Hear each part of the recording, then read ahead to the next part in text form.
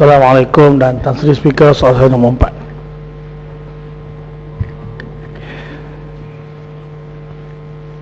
Tan Sri Speaker, saya dengan hormatnya mohon untuk menjawab pertanyaan ini bersekali dengan pertanyaan daripada Yang Berhormat Rantau Panjang bertarikh 1 Disember kerana ia menyentuh perkara yang sama, yakni tayangan rancangan televisyen berunsur hantu dan tahyul di stesen televisyen sepanjang musim Aidilfitri tahun ini.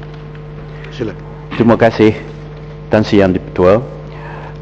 Kementerian sentiasa menasihatkan stesen televisyen agar menyiarkan rancangan-rancangan yang memberi kesan positif dan akhlak yang baik bagi membendung gejala sosial yang makin meningkat. Justru semua kandungan yang disiarkan adalah diwajibkan mendapatkan kelulusan Lembaga Penapis Filem atau pendeknya LPF di bawah Kementerian Dalam Negeri. Bagi stesen televisyen milik kerajaan iaitu RTM, saluran 2 hanya menyiarkan 2 filem khas yang berunsurkan misteri sempena musim perayaan Aidilfitri tahun ini, iaitu filem Gong dan Waris Jari Hantu.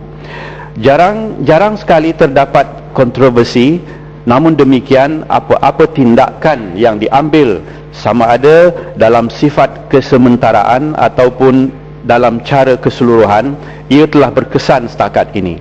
Pada masa yang sama, RTM memastikan filem-filem ini turut menyelitkan mesej-mesej positif seperti perpaduan kaum dan nilai-nilai murni.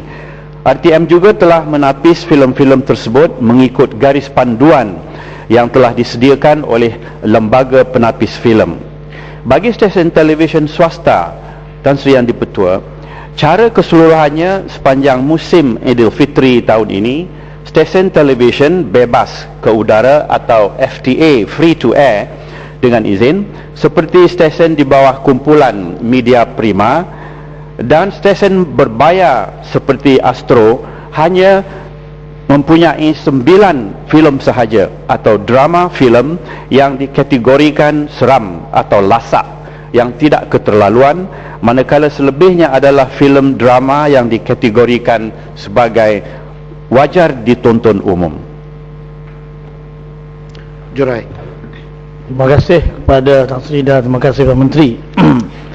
Walaupun Menteri menjawab soal menyelit mesej nilai-nilai akhlak sebagainya, tapi namun apa yang kita dapati dalam suasana sambutan Aidilfitri baru-baru ini, media ataupun rancangan drama filem kita memainkan satu isu iaitu cerita sera dan hantu. Apakah Malaysia banyak hantu? Soalan dia. Dan saya ingin soal tambahan saya pada Menteri, mohon kementerian apakah bersedia untuk menghentikan segera, kerana ia tidak sesuai dengan rakyat Malaysia, apatah lagi umat Islam yang bertentangan dengan akidah dan seumpamanya, dan segera ganti dengan menyiarkan drama-drama, filem-filem yang boleh menambah nilai akhlak. Dan bagi saya kementerian sewajar menukar supaya mendidik remaja dan penonton dalam Malaysia ini lebih baik daripada mendekati filem-filem hantu dan seram yang sudah tentu tidak memberi makna besar kepada industri filem dan negara kita ini. Terima kasih. Tan Sri Speaker dan Yang Berhormat Jerai, pandangan itu sebenarnya adalah pandangan yang agak lama dilayani oleh sanubari kita masing-masing.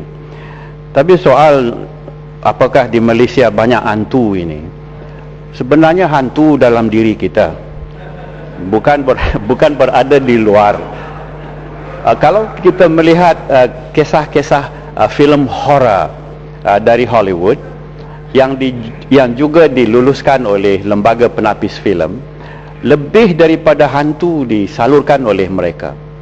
Mereka membuat cerita-cerita itu sekadar memberi satu kelonggaran kepada jiwa mereka yang mempunyai tarikan sendiri terhadap motif dan juga kisah-kisah yang berada di sekitar.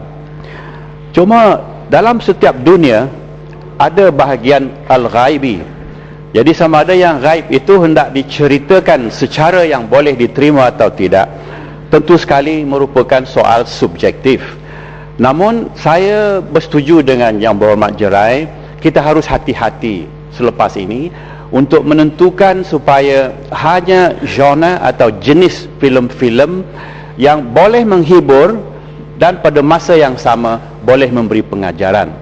Tetapi lantaran kisah-kisah yang dapat diterima oleh pembikin filem itu adalah kisah-kisah yang juga berada antara dua alam, maka mereka diberi kelonggaran oleh lembaga penapis filem untuk membuat filem-filem seperti ini.